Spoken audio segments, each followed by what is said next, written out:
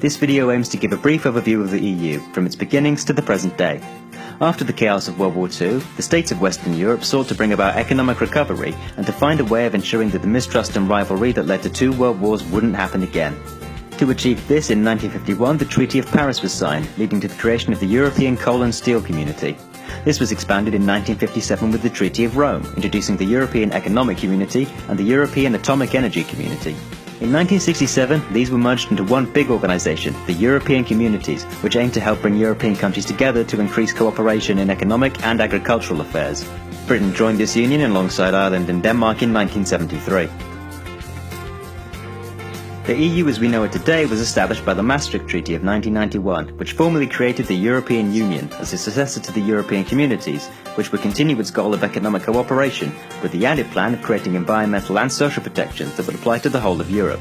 This was done through the creation of various new institutions, organisations aimed at managing specific areas. In 1995, the Schengen Agreement was established, which allowed freedom of movement between almost all countries in the EU, with the exceptions being the UK and Ireland, and further laws were introduced to allow the right to live and work in any EU country for all EU citizens. Today, the EU is made up of 28 individual member states and is funded mainly by membership fees and donations from those states. The EU has 5 main institutions, as well as a number of smaller ones. The European Parliament decides the EU's laws and is directly elected.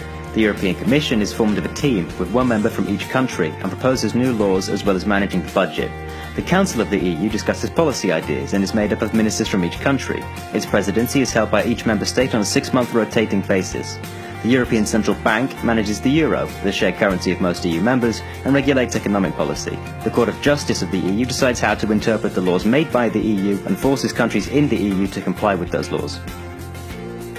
However, many people have grown unhappy with the EU. Some criticise the lack of control that individual countries have over their own laws, due to the rise in power of the European Parliament and courts.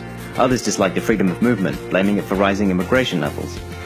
On the 23rd of June, the people of the UK will vote in a referendum, a vote to determine what the public wants, on whether to continue being a member of the EU.